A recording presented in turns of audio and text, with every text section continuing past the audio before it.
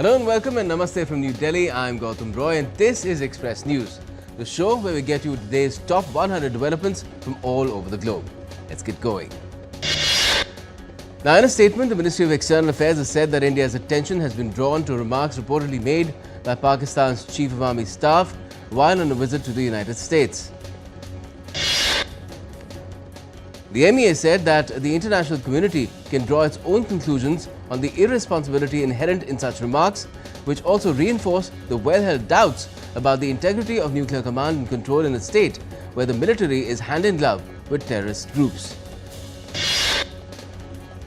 India's Foreign Ministry added that India has already made it clear that it will not give in to nuclear blackmail and will continue to take all steps necessary to safeguard national security. Prime Minister Narendra Modi inaugurated 184 newly constructed Type 7 multi-story flats for members of Parliament in New Delhi on Monday.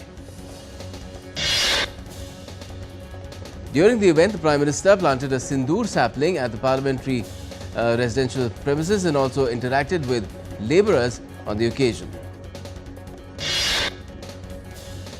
Addressing the event, Prime Minister Modi stated that naming the towers after India's major rivers reflects their life-giving and unifying significance, promoting national unity despite potential political misinterpretations. Further, the PM said that gathering of MPs from across the country here will reflect the spirit of unity and Ek Bharat Shreshtha Bharat. Prime Minister Modi also said that this initiative is aligned with the nation's pro-environment and future-safe approach. Officials from the Ministry of External Affairs and Commerce Ministry will brief the MEA Standing Committee today amid escalating trade tensions between India and the US. The officials are expected to update the committee on the current status of negotiations, highlight challenges faced and discuss possible strategies to mitigate the impact of the tariffs. Chief of Australian Army Lieutenant General Simon Stewart is on a 5-day India visit. He received a ceremonial guard of honour at the South Block Lawns in New Delhi on Monday. The visit marks a significant reunion of two military professionals whose shared past strengthens the foundation of India-Australia defence ties. Lieutenant General Stewart laid a wreath at the National War Memorial in New Delhi, honouring fallen soldiers of India. The anti-terrorist operation in Akhal Forest of Kulgam district in Jammu and Kashmir has entered the 11th day today. Search and combing operation in Dool Forest area of Kishtwar is going on with security forces using modern tech surveillance equipment in the operation. Union Minister Jyotiraditya Scindia has signed MOUs between BSNL and Ericsson, Qualcomm, Cisco and Nokia for digital skilling initiatives at Jabalpur. The agreements are for digital skilling initiatives and will be formalized at the Bharat Ratna Bhim Rao Ambedkar Institute of Telecom Training in Jabalpur. Replying to a question in the lower house of Parliament on Monday, Union Environment Minister Bhupendra Yadav said that the government is implementing the integrated development of wildlife habitat scheme for the protection, conservation and management of wildlife habitats across the country. The domestic cargo terminal at Guwahati's Lokpriya Gopinath Bordoloi International Airport has set a new record, handling 952 metric tons of cargo in July, the highest ever in a month. Agriculture Minister Shivraj Singh Chauhan has distributed crop insurance claims worth over 3,200 crore Indian rupees to more than 30 lakh, that is 3 million farmers during an event in Rajasthan on Monday. The Ministry of Agriculture and Farmers Welfare has said that the claim payments were digitally transferred to bank accounts of farmers through direct benefit transfer. India's central bank, that's the RBI, has announced that authorized dealer category 1 bank can now open special rupee Vostro accounts for overseas correspondent banks without prior approval from the Reserve Bank of India. The move is aimed at enhancing efficiency in the country-to-country transactions and to promote the use of Indian currency in global trade. Indian equity indices ended on a strong note on Monday. At close, the Sensex was up 746.29 points to close at 80,604.08. The Nifty at the National Stock Exchange added 221.75 points to stand at 24,585.05. The Indian rupee fell 8 paise to close at 87.66 against the US dollar. Gold futures maturing on the 3rd of October was priced at 100,675 rupees per 10 grams on the multi-commodity exchange. And silver futures for September 5th maturity stood at 114,090 rupees per kg on the MCX. Oil prices fell on Monday, extending last week's more than 4% decline as investors look to talks between the US and Russia. Brent crude futures fell 45 cents to $66.14 a barrel, while US West Texas Intermediate crude futures was down 49 cents to $63.39 a barrel. Nvidia and AMD have agreed to give the US government 15% of revenue from sales to China of advanced computer chips, a US official said on Sunday. Israeli Prime Minister Benjamin Netanyahu has defended a newly approved Gaza City plan, calling it the best way to end the war. Addressing the international media on Sunday, he said Israel must defeat the Hamas, citing their refusal to disarm. He also outlined his plan, saying his aim is not to govern Gaza. The United Nations Security Council convened an emergency meeting to address Israel's decision to expand its military operations and take control of Gaza City. The session that was requested by several European members focused on the worsening humanitarian crisis and remaining hostages. Addressing diplomats, Palestinian UN Ambassador Riyad Mansour said that words were not enough to stop the harm. Israel's Ambassador Jonathan Miller countered the characterization of Israel as an aggressor, noting that their objective was to liberate Gaza from a brutal terror regime. The United States, a veto-wielding permanent member of the Security Council, accused those nations who supported Sunday's meeting of actively prolonging the war by spreading lies about Israel. Australia has announced that it will recognize the Palestinian state at the UN General Assembly in September, Prime Minister Anthony Albanese said on Monday. Albanese added that he has received assurances from the Palestinian Authority that there would be no role for the terrorists of Hamas in any future Palestinian state. Israel's military has issued a statement saying it targeted and killed Hamas terrorist Anas al-Sharif, who posed as an Al Jazeera journalist in a strike on Sunday. The IDF added that intelligence and documents from Gaza, including rosters, terrorist training lists and salary records, proved al-Sharif was a Hamas operative integrated into Al Jazeera. Italy launched the first airdrop of its Gaza humanitarian mission, Solidarity Path Operation 2. It will continue over the coming days, ensuring that all aid is fully delivered.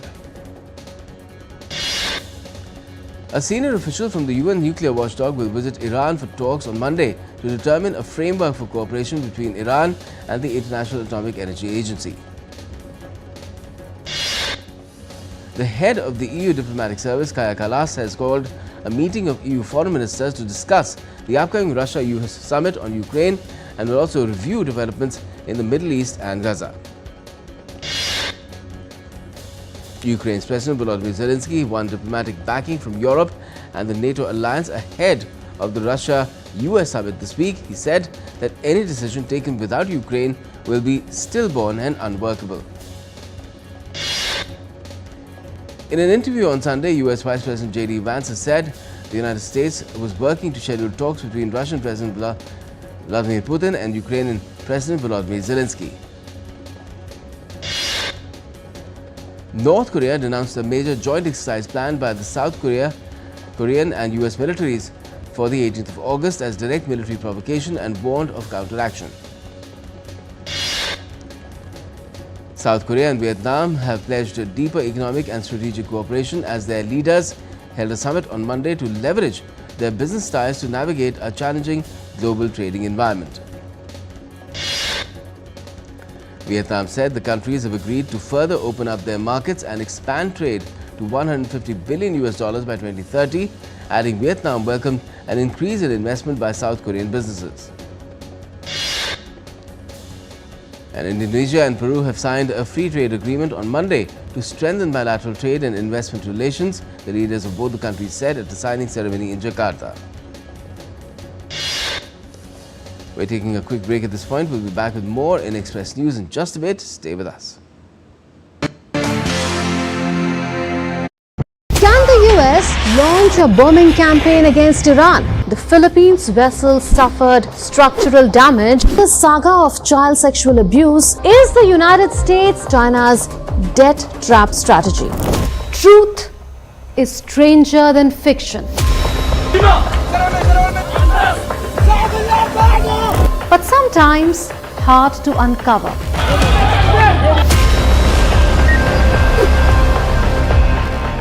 Trust us to tell the truth, unadulterated and pure, of every story that matters to you.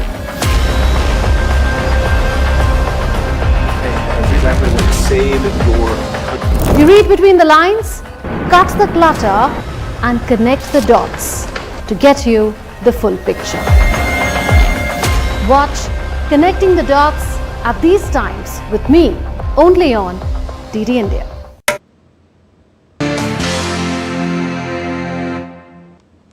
Welcome back. You're watching Express News on DD India. I'm Gautam Roy. Let's carry on. Now, India's disaster response teams are working continuously to help people affected by the recent disaster in Dharali and Harshil in the northern state of Uttarakhand. Unfavorable weather has impacted air services. The rescue operations are still ongoing for the 7th day since the disaster hit the region. The Indian Weather Department has predicted heavy to very heavy rains accompanied by thunderstorms in Uttarakhand and Himachal Pradesh for the current week. The IMD has issued orange and yellow alerts for 9 districts in Uttarakhand, warning of potential disruptions in commuting due to road and rail closures as well as interruptions in power supply. One person was killed and dozens were injured in a 6.1 magnitude quake that struck Sindirgi in western Turkey on Sunday. The quake hit with 20 aftershocks ranging from 3.5 to 4.6 magnitude and brought down 16 buildings in Sindirgi and its surroundings. Residents in Kosovo spent weekend fighting a fierce wildfire as flames threatened to engulf homes and farmland in the region. The fire, which broke out early Saturday morning, spread rapidly across the dry terrain, fueled by scorching temperatures and strong winds.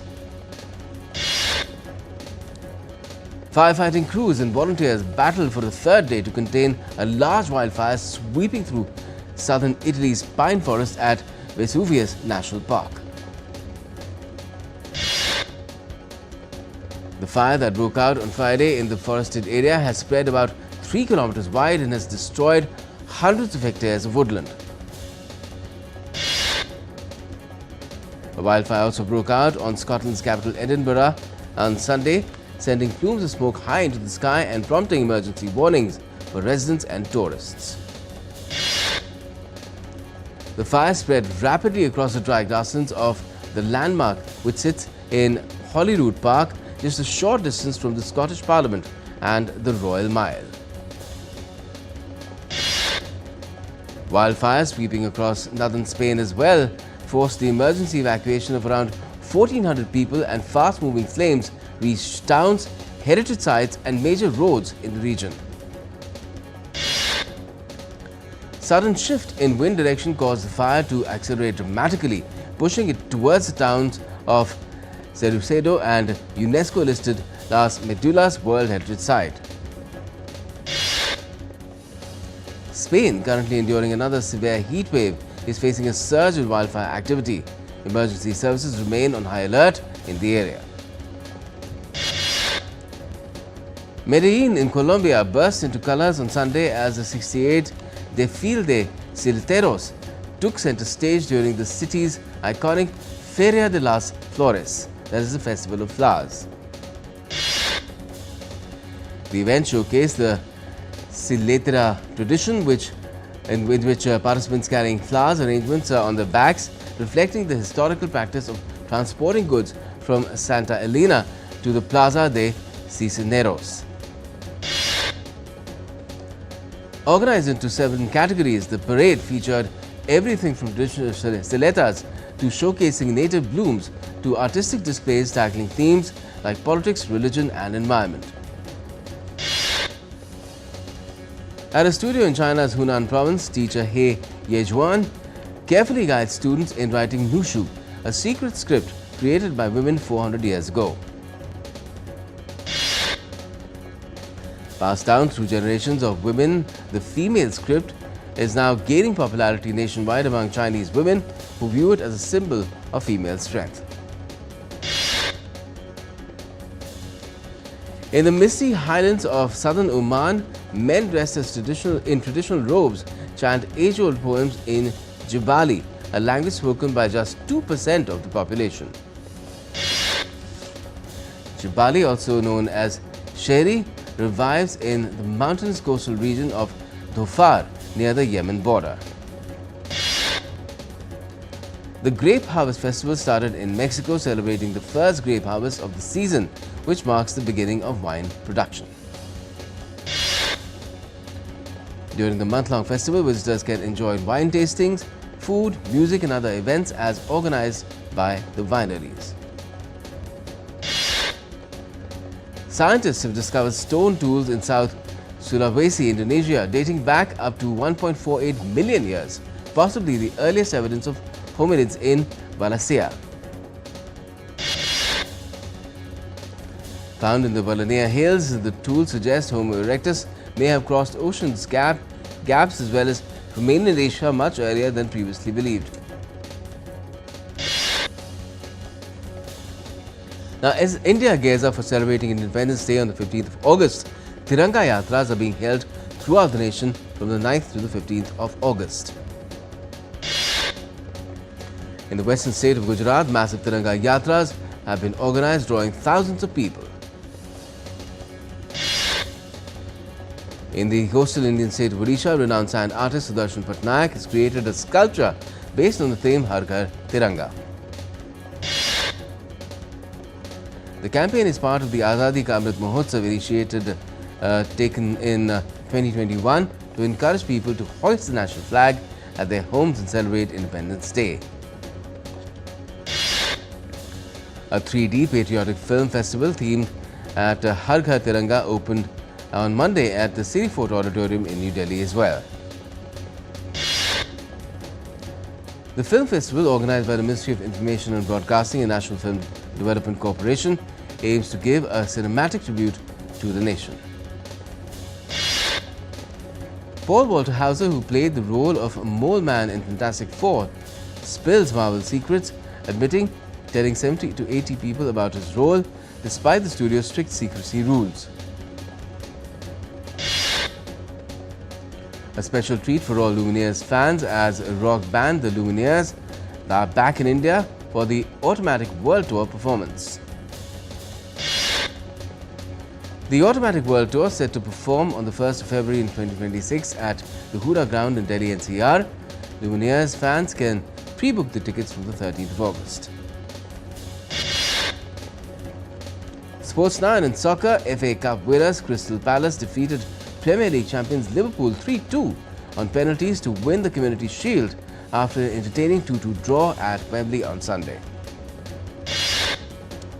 In Major Soccer League again, hosts Orlando City SC routed Inter Miami 4-1 on Sunday night. Inter Miami played without superstar forward Lionel Messi, who missed his second consecutive match across all competitions with a hamstring injury. The India Under-20 women's national team secured qualification for the AFC Under-20 Women's Asian Cup for the first time in 20 years. In tennis, Spain's Carlos Alcaraz fought through a second-set slump to post a 3-set victory over Damir Zuhumu in his opening match in Cincinnati Open on Sunday. Third seed Alexander Zverev found things more straightforward, winning 6-3, 6-3 against US wildcard Nishesh Basavareddy to move to the third round. In the women's singles, Wimbledon winner Iga Swiatek advanced to the fourth round as upcoming opponent Marta Kostyuk was forced to withdraw. Meanwhile, French Open champion Coco Gauff battled through a tough final set to beat China's Wang Xinyu 6-3, 6-2 in the second round. In cricket, Australia defeated South Africa by 17 runs in the first T20I match in Darwin to take a 1-0 lead in the 3-match T20I series. In chess, India's Nihal Sareen claimed his first win of the Chennai Grandmasters 2025 after he stunned top seed Arjun Erigaisi in a thrilling fourth-round encounter in Chennai on Sunday. In athletics, Olympian Anu Rani won the women's javelin throw title at the Indian Open 2025 World Athletics Bronze Level Continental Tour at the Kalinga Stadium in Bhubaneswar. Meanwhile, India's Murli Srishankar claimed the men's long jump title with a season best jump of 8.13 meters. Sprinter Animesh Kujur, who set the national record of 20.32 seconds at the Asian Championships in May, claimed the 200-meter crown with a time of 20.77 seconds. In boxing, India finished their campaign with a haul of 14 medals at the Asian Under-19 Boxing Championships in Bangkok. India's Ramesh Budihal scripted history by becoming the first ever Indian surfer to win a medal in the Asian Surfing Championships in Chennai. And that's all we have for the moment in this edition of Express News. But for all the latest, keep watching DD India. Thanks for watching from Mola TV.